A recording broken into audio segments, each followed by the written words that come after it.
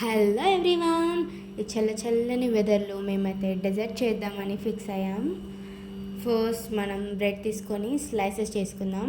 తర్వాత bread toast చేసుకోవాలి. మేము ఆయిల్ అండ్ గీ అయితే యాడ్ చేసుకుందాం. కావాలంటే మీరు డీప్ ఫ్రై కూడా చేసుకోవచ్చు, కానీ అలా అయితే చాలా ఆయిల్ పడుతుంది. సో ఇలా లైట్గా టోస్ట్ చేస్తున్నాం. ఇలా టూ సైడ్స్ చేసుకున్నాక మనం కస్టర్డ్ పౌడర్ అనేది వాటర్లో మిక్స్ చేసుకోవాలి. లంప్స్ లేకుండా మంచిగా మిక్స్ చేసుకొని వేసేటప్పుడు కూడా మిక్స్ చేసేయాలి మిల్క్లో. ఇక్కడ మనం మిల్క్ అయితే 1/2 లీటర్ తీసుకున్నాం. ఇది ఒక 10 మినిట్స్ బాయిల్ అయినాక షుగర్ కూడా వేయాలి అండ్ ఇలాచీ కూడా ఫ్లేవర్ కోసం యాడ్ చేసాం. మిక్స్ చేయాలి సో దట్ లేయర్ అనేది ఫామ్ కాదు, పైన తినేటప్పుడు కూడా బాగుంటుంది. చూడండి ఇక్కడ బాయిల్ అవుతుంది కదా. ఇది బ్రెడ్ టోస్ట్ ఇలా చేసాం.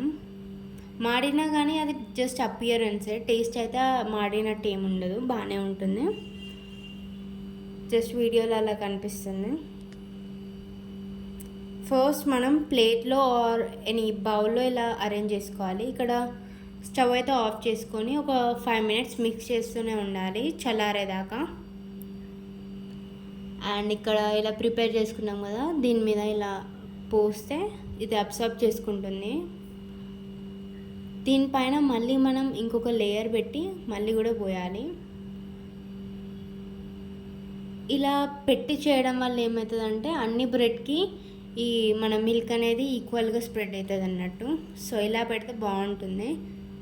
అండ్ టేస్ట్ వైజ్ అయితే సూపర్ ఉంది గైస్. మీరైతే తప్పకుండా ట్రై చేయాలి మీ ఇంట్లో.